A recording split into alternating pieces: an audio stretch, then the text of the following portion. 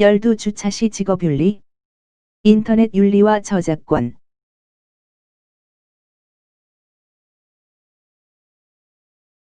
학습 내용 1. 인터넷 윤리와 저작권이란 2. 인터넷 윤리의 의미 3. 인터넷 윤리의 필요성 4. 인터넷 윤리의 기능 5. 인터넷의 특징 6. 인터넷 저작권.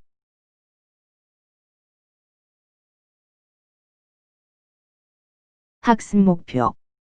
인터넷 윤리의 기본 원리를 알고 인터넷 윤리의 필요성을 이해하여 사이버 공간에서 도덕적 행위를 할 수 있는 역량을 강화시킨다.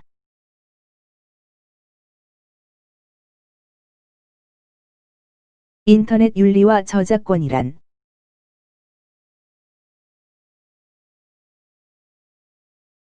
최근 스마트폰의 증가와 더불어 SNS 활용이 활발해짐에 따라 인터넷상의 윤리와 저작권 보호 관련 사회적으로 큰 논란이 되고 있다.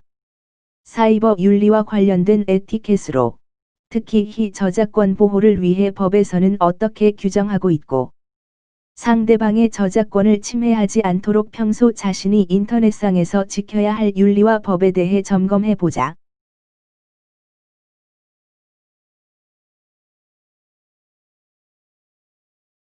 인터넷 윤리의 의미.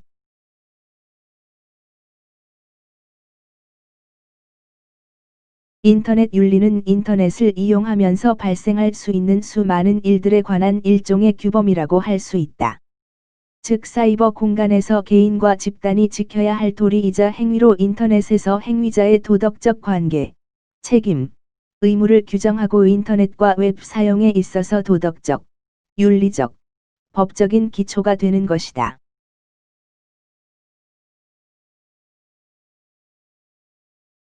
인터넷 윤리의 필요성.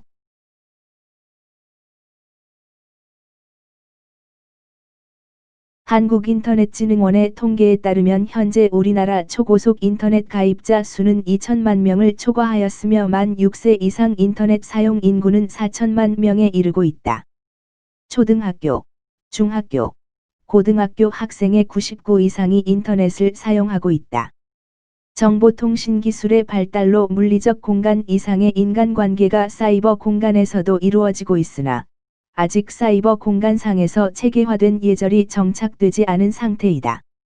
이러한 상황 속에서 사이버 상에서의 음란물 유포, 청소년 유해 매체, 불법 유해 사이트 등과 같은 유해 정보와 인터넷 모욕, 인터넷 명예훼손, 인터넷 스토킹, 인터넷 언어폭력 등과 같은 사생활 침해가 발생한다. 또 개인정보 침해, 저작권 침해, 비밀 침해 등과 같은 정보 침해, 해킹, 원바이러스, 스팸 메일 등과 같은 인터넷 테러, 피싱, 인터넷 사기, 인터넷 도박, 인터넷 절도, 인터넷 성폭력 등과 같은 다양한 사이버 범죄 등이 발생하고 있다. 정보통신 기기의 발달과 핸드폰과 같은 개인 기기의 활성화로 온라인 대화, 인터넷 게시판 댓글, 전자우편, 블로그, 휴대폰 문자 메시지 등 다양한 매체의 글쓰기 등에서 비윤리적인 행동들이 나타난다. 절대적인 프라이버시 보호 아래 장소나 시간에 관계없이 다른 사람에게 비윤리적 행동들이 쉽게 일어날 수 있다. 인터넷상의 허위 내용 유포, 악성 댓글과 관련해 최근 자살 사건이 잇따르는 등 온라인상의 쓰기 윤리 결핍이 사회적 문제가 되고 있는 만큼 이에 대한 윤리교육은 중요한 의미를 갖는다.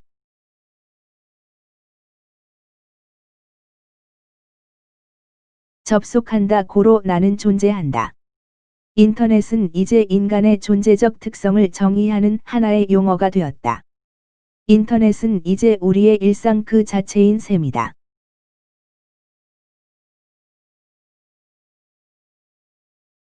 인터넷 윤리의 기능.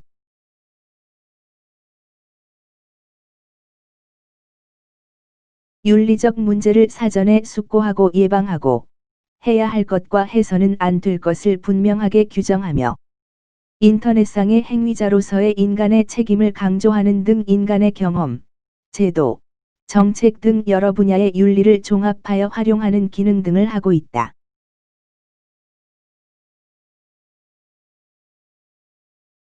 인터넷 역기능을 해소하고 건전한 인터넷 문화를 창출하기 위해서는 인터넷 윤리의 역할이 매우 중요하다.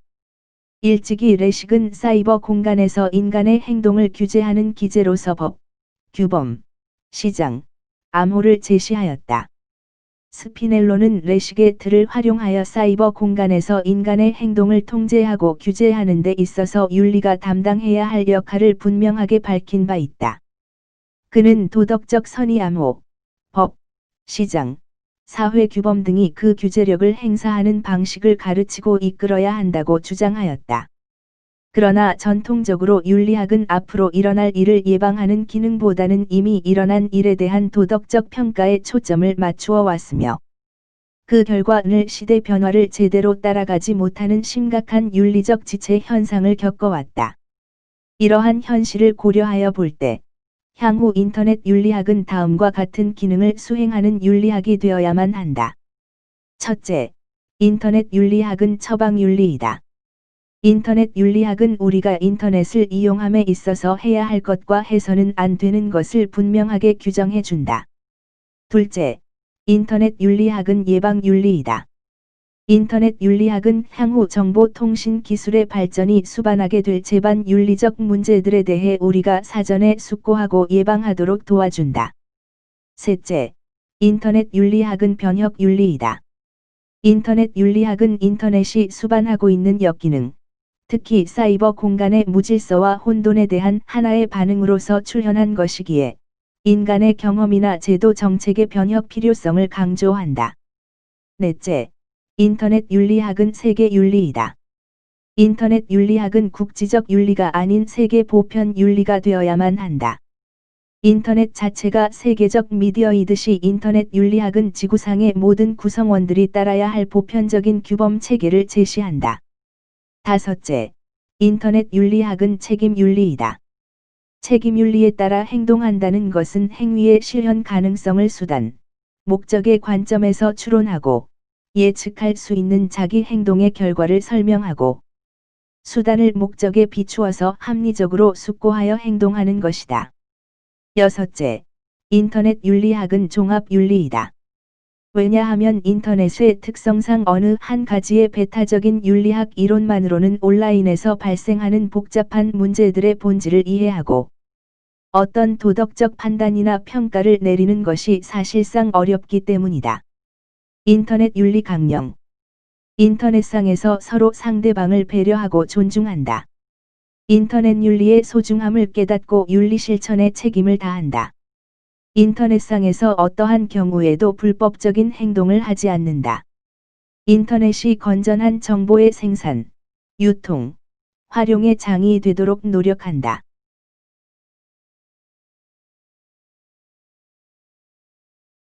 인터넷 저작권.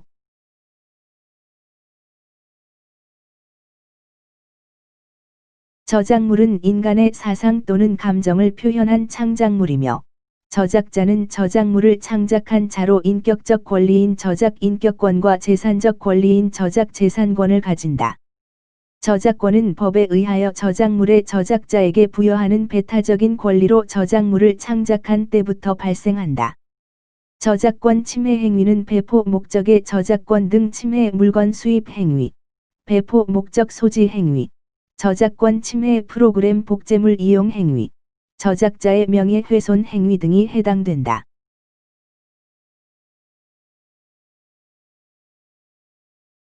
네티즌이 알아야 할 저작권 상식. 인터넷상에서 저작권에 대한 침해 없이 이용하는 방법은 무엇일까? 문화관광부는 저작자의 홈페이지에서 이용 여부를 확인하도록 권유한다. 해당 저작물에 대해 원 저작권자가 이용 허락을 한 것인지 여부는 사용하는 본인이 확인해야 할 문제이며 제3자가 허위로 이용 허락을 했다는 표시를 하고 저작물을 유포했을 경우에도 사용자 본인이 책임을 져야 하기 때문이다. 인터넷상의 자유이용을 활성화하기 위해 문화관광부는 자신의 글을 마음대로 퍼가서 쓰는 것을 허용하고 싶은 사람은 자신의 홈페이지에 누구나 다 볼 수 있도록 동사항을 공지할 것을 권유한다. 신문기사의 경우 대부분 전제, 배포 금지라는 이용 금지 표시를 함으로 퍼가는 행위는 금지되며 기사를 자신의 홈페이지에 쓰고 싶다면 기사를 간단히 요약하거나 해당 기사를 단순 링크 시킬 것을 권유한다.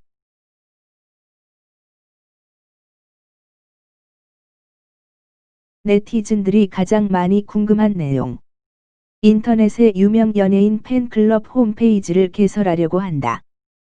그 사람의 초상 사진을 써야겠는데 누구에게 허락을 받아야 하는가? 초상 사진을 사용하기 위해서는 사진작가와 본인의 승낙을 동시에 받아야 하는 것이 원칙이다. 사진작가가 직접 초상 사진을 이용하고자 할 경우에도 그것이 자신의 작품이긴 하지만 반드시 촉탁자의 동의를 받아야 한다.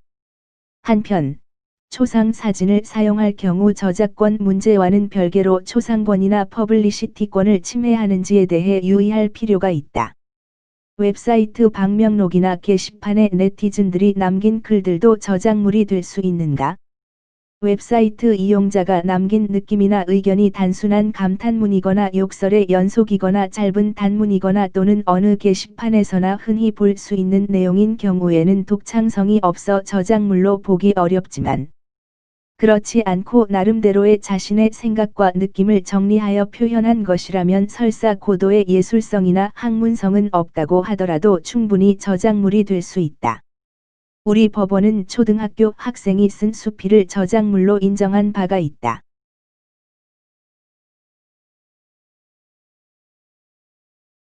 저작물 등을 다른 웹사이트, 카페, 미니 홈피, 블로그 등에 올리는 행위가 저작권 침해 행위인가? 웹사이트, 카페, 미니 홈피, 블로그 등의 타인의 저작물을 올리기 위해서는 타이핑이나 스캔 등을 통해 해당 저작물의 복제가 전제되어야 한다.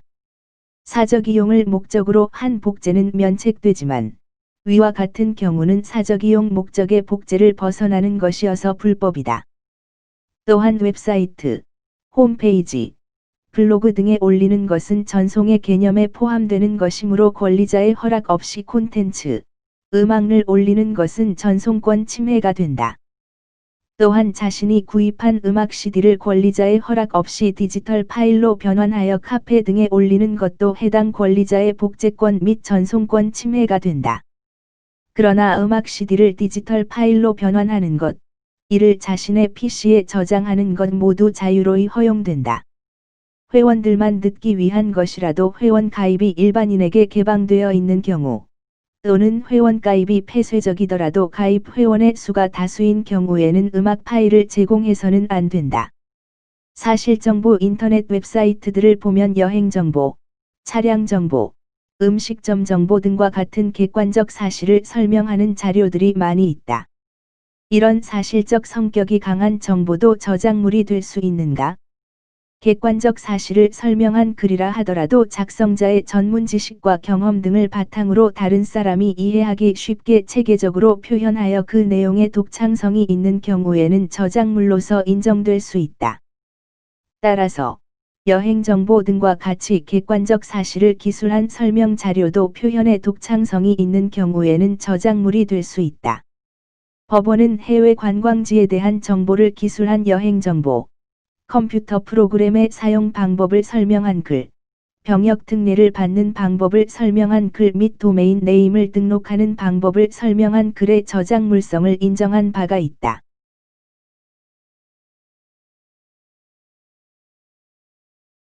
인터넷 네티켓.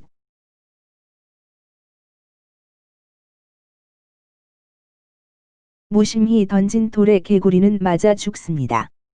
인터넷이라는 공간은 익명성이 보장되는 공간입니다. 그리고 악성 댓글을 다는 이들은 그 뒤에 숨어 타인을 무차별 공격합니다. 악성 댓글로 인한 사회적 폐해는 꾸준히 보고되고 있습니다. 특히 유명 연예인이나 운동선수 등에 대한 지속적인 악성 댓글 문제는 사회적으로 심각한 상황이다. 우리도 안전하지는 않다. 나도 피해자가 될 수 있는 것이다.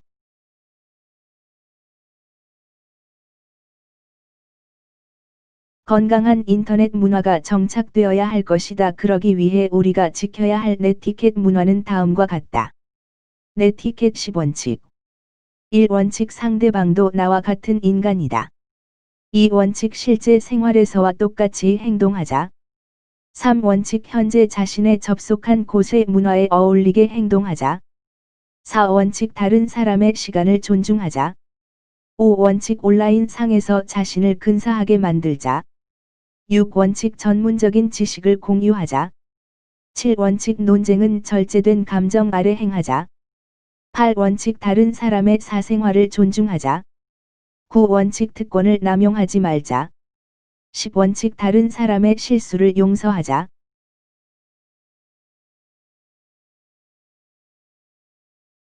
다음 학습 평가는 개인적으로 풀어서 질의응답에 올려주세요.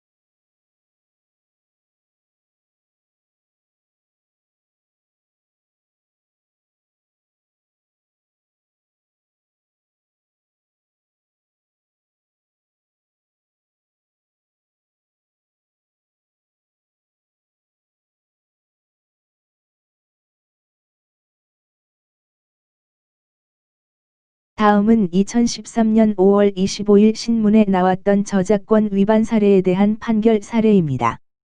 사례를 보면서 우리가 사소하게 여기며 하는 행동들이 위법이 될 수 있다는 것을 생각해 봅시다.